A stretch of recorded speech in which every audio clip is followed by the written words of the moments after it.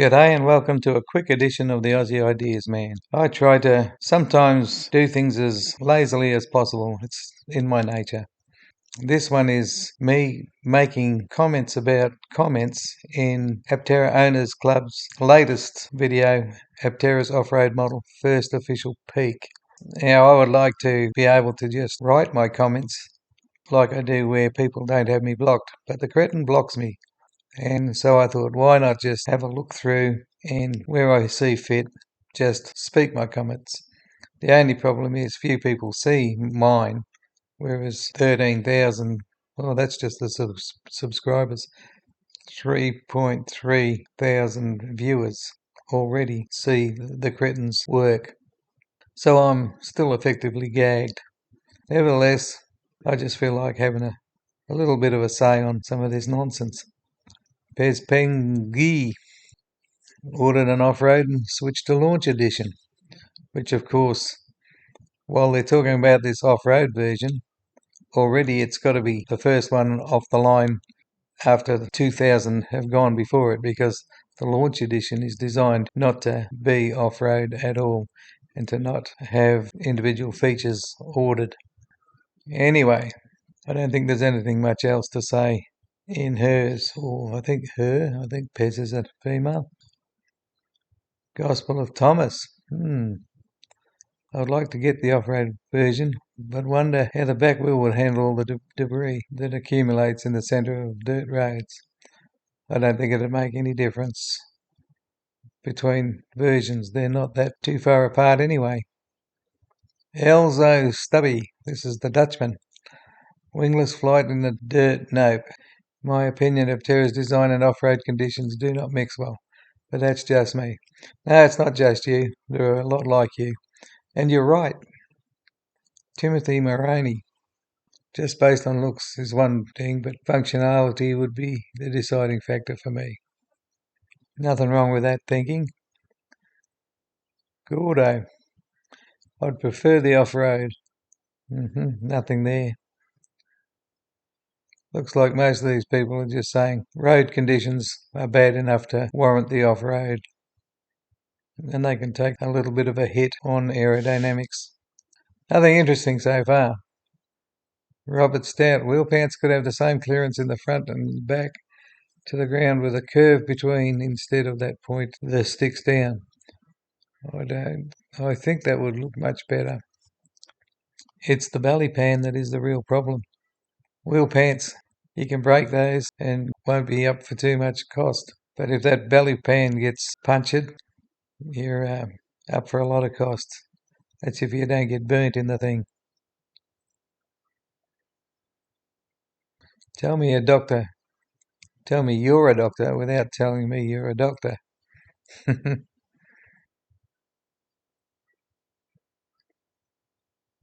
So does anyone know if the rear has actually more suspension travel?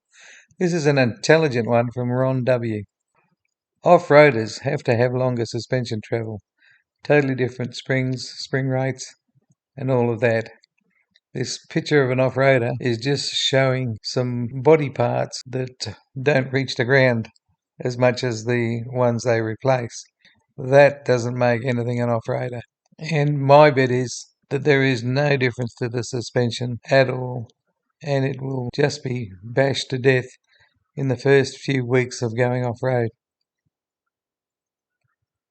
Pavan Billiar wants to know the coefficient of drag to make a calculated judgment. Unfortunately, Pavan, you don't know the coefficient of drag of the original Aptera. It's only a computer simulation. Ford Focus. Yep, just says in Holland the speed bumps require an off-roader. He's probably right. Peter's much smarter. Get a Polaris. It's something that is actually designed for off-road and not just some little bit of nonsense that's marketing hype. Aptera just want to be all things to everyone, and it's just to get money in. There is nothing off-road about knocking bits off the front and back of the spats. I'll call them spats. I've seen what people say further down.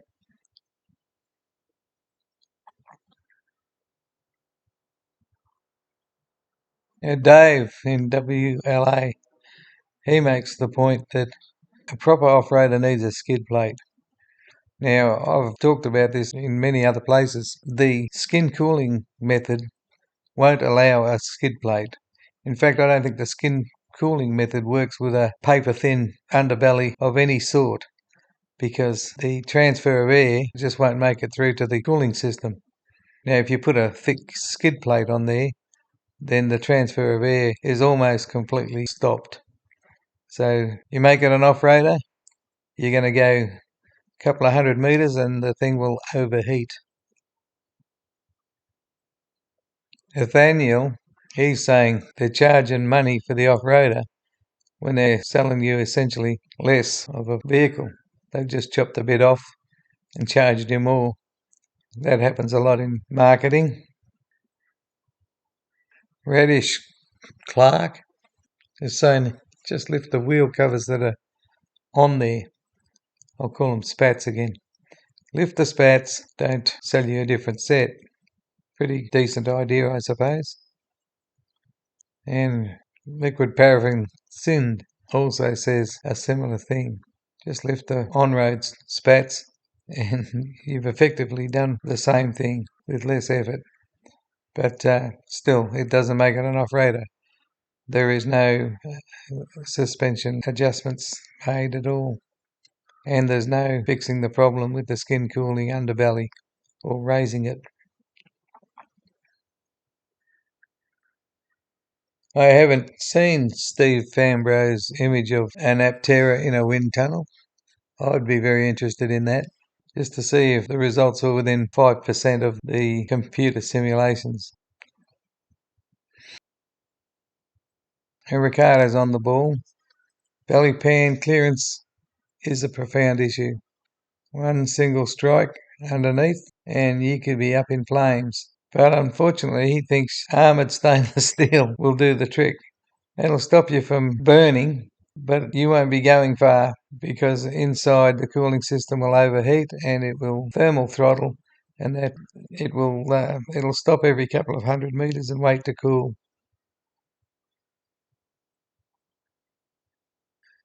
John B's right. It's laughable. It really is laughable. I don't understand how the cretin didn't realise that right from the get-go.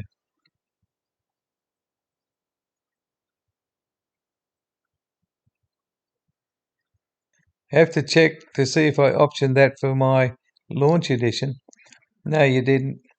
You can't option anything on the launch edition. That was the whole purpose of having the launch edition, something that they wouldn't take options for.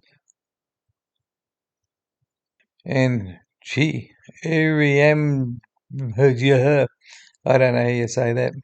1138, I can say that. He's more spot on than anyone. No off-road model if they don't ship the basic model. Chances of that are very slim at the moment. This guy's got a reasonable idea. Have some off-road spats underneath the on-road spats for all cars and just take the road spats away. Even that wouldn't cost $1,000. He's got another idea too. Just spats that you can remove the bottom half.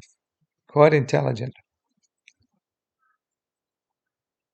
Don't need to comment on what Rob Gulston has said. Just look at his picture. He looks like a possum caught in the headlights, which indicates to me there isn't much between the ears, like a possum. IQ here, reminding us all that everything's a render, nothing is real. And that's true. But everybody that is sucked in by this are putting in real money for nothing that's real.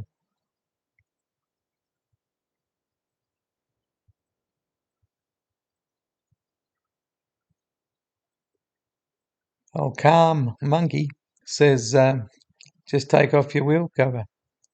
Okay, and that's probably better than paying $1,000 for just the front and back shaved off them.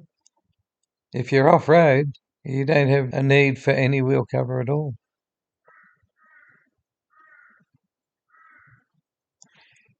Most of these are what I said earlier. They're just saying that you need this off-road wheel spats just to survive on normal roads, basically. And here's the one, John Hayes. Please stop saying wheel pants. Makes it sound like a clown car. Well, the first thing I thought of was the fact that I've said many times it actually looks like a clown car. So it may as well sound like one too. Wheel covers is much more appropriate. Well, they look more like spats to me. That's what they're called on aeroplanes. Spats cover the wheels and are not connected to the body of the plane. And they just, I mean, it's crazy just talking about what are we going to call parts of Aptera when the silly trike doesn't even exist yet. But if we're going down that road, spats is the most appropriate because they are more like spats on an aeroplane than anything else. Jim Q tries to explain this with wheel covers attached to the wheels. Call them fenders, which is what they've been called for 100 plus years.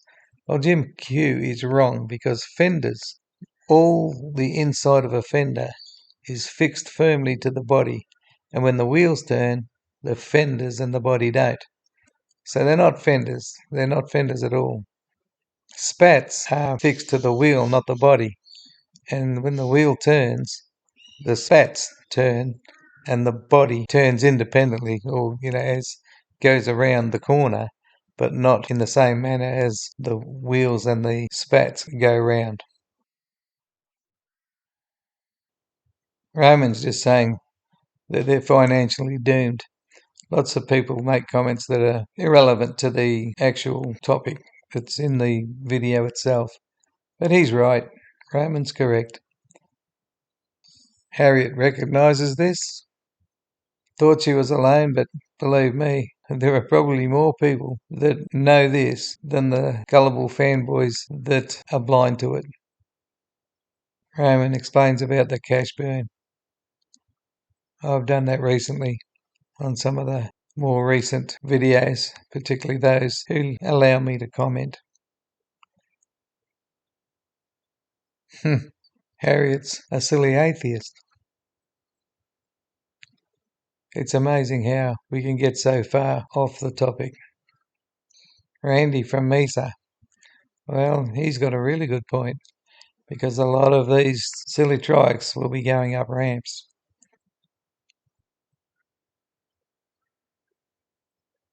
Yes, this thing about estimating and approximating. It's one thing the cretin loves to do. He's one of the biggest guessers I've ever seen in my life. Now, it's right to estimate, but this guy, Steve, is overboard when it comes to doing those sorts of things. Demageek. I'm sure this one is a, what do you call it, an ambassador. Although I've got to admit, with at least 800 ambassadors, we don't hear much from them. Very few are. Dean McManus, pretty sure he is also, but so few that actually speak up, and I think it's because they're too embarrassed. Anyway, what's Demageek have to say? Interesting to see where the final design variant ends up. Well, in 2011, all the final design variants ended up mostly getting dropped from great heights by forklift trucks and smashed to pieces. So that might happen again. Dean's just talking about the usual thing. This thing looks like it's better for normal roads. Peter Jorgensen or Jorgensen, he's correct. Belly pan clearance is more critical than ever because in most vehicles you can smack things with rocks on the underside and not have too much danger. But with the skin cooling and the electricity involved so close to the belly pan and the need for something very thin for the skin cooling to work, it creates a massive problem for this particular piece of junk. I would worry about belly pan clearance no matter what surface you are driving over. But certainly when you don't increase that clearance and expect it to be off-road or on roads that rocks are constantly getting thrown up, then you're just asking for trouble. Oopsie. Pretty sure he's another ambassador. He talks as though these little changes are enough. He doesn't even consider the fact that it's just Mickey Mouse and stupid. Gary Greenway, yes, I'm recognising a lot of these as long-term commenters and probably ambassadors. The few that do try to defend the indefensible compared to the hundreds and hundreds that I never hear from. Anyway, what's he got to say? Oh, yeah, he's against it being called an off-road version. He's using his brains this time. Yep, yep, very logical.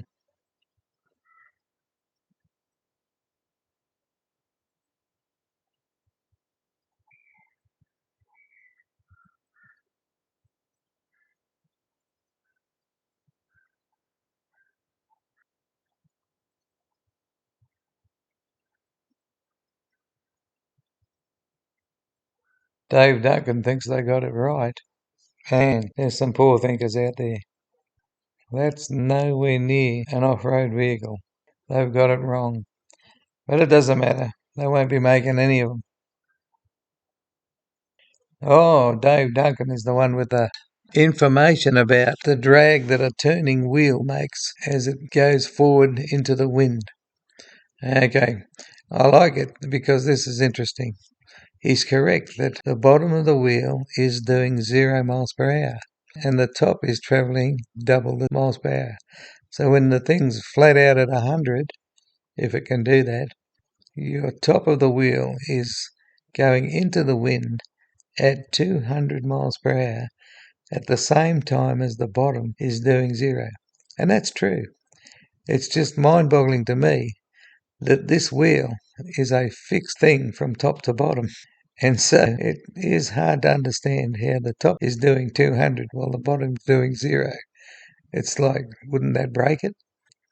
We know it doesn't because it happens all the time. Wheels are going round and round on highways in millions of cases. But it just is funny to think that at one end of a wheel that's a solid object, it's doing 200 miles an hour, and not far below, it's doing nothing. It's not going anywhere. It's probably the main reason why I decided I'd make this video, just to confuse people more. But in any case, his point is right. With all this nonsense about absolute aerodynamics and stuff, the bottom of the wheel is not having too much effect on the aerodynamics. So that point is correct. Now, Jerry's saying if you are charging up a vehicle with solar power, then it may as well be a Ford F-150. And Jay's Seifert is going, why would you waste all that energy if all you need is an Aptera? Well, I don't understand that question because the sun has an immense amount of energy and we hardly collect any of it. So it's being wasted. It's being wasted in a monumental scale. Now, if I lived on a property that had a large solar system, I don't mind charging up a bigger battery and using more energy per kilometre in the vehicle that I charge up. It wouldn't matter to me. I wouldn't be worried about, well, I only need an Aptera, and so I'll get less energy from the sun. It just doesn't make sense. Old Oopsie, another ambassador for sure. He's decided to use his maths and knowledge of electrical power outputs to answer this Paul's curiosity. How many watt hours difference? Bit of a moot point, really.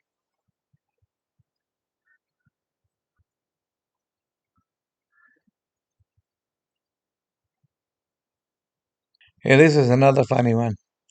Okay, talking about the bulb in the front of a boat and how that increases the efficiency of the ship. And we get some interesting comments in relation to that. The thing that I picked up on was that Dave Duncan says that the bulbs on ships are below the water level. Okay. There's none up higher, above the waterline. And then he says the nose of the Aptera and the fronts of the wheel pants already serve a similar purpose as the underwater bulb on a ship. But the bulb has an important function on ships. The bow waves pushed up by the front of the boat make the whole ride slightly uphill with a normal bow. The bulb pushes up the bow wave in front of the boat at a cruising speed. The wedge-shaped bow actually rides in the slight downwave position of the wave pushed up by the bulb. I'm confused already. Letting the ship's bow run slightly downhill. The bulb pushes up the same wave as the bow would have, maybe slightly more efficiently, but it turns the bow wave uphill, additional penalty into a downhill advantage, allowing the ship to slightly surf down the secondary wave behind the bulb's bow wave. I don't think any of that would work for a car. That's just unbelievable.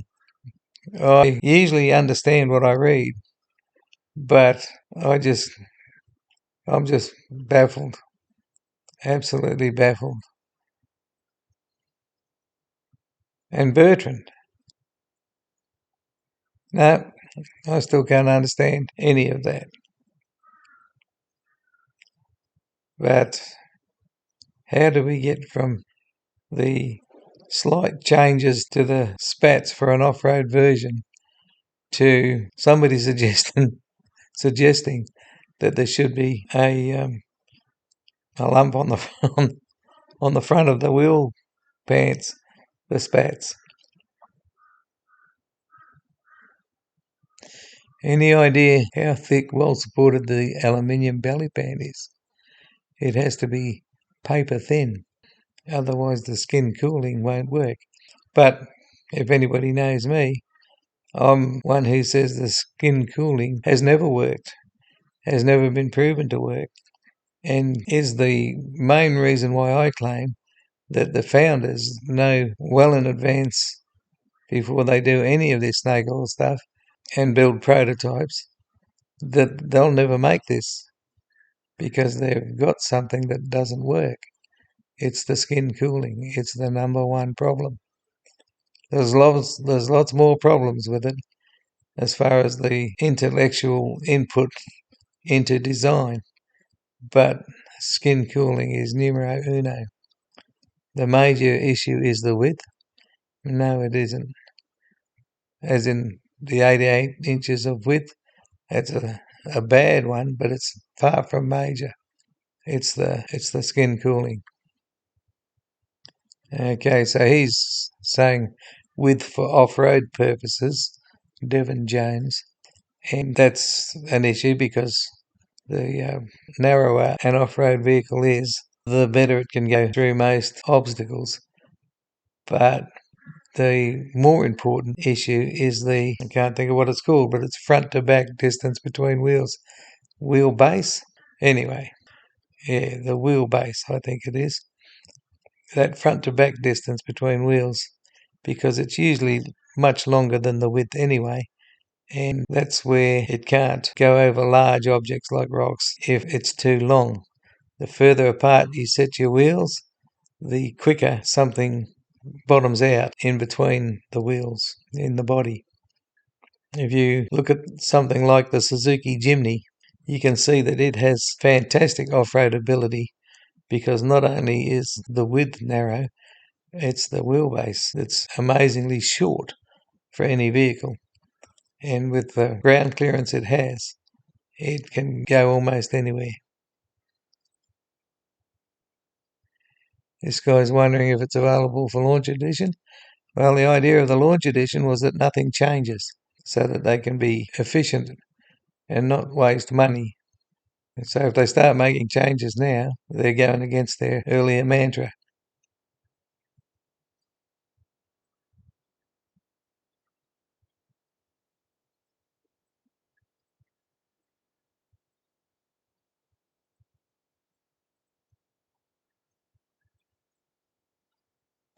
Oh, that looks about it. Oh, I nearly fell asleep myself, so I do feel sorry for people who watch this to the end. My apologies. Anyway, that'll do for now. Bye from me and stay safe. It's getting hard to stay safe in the world these days. Too many youth breaking into homes at night and threatening the occupants to steal their car keys. But that's another matter.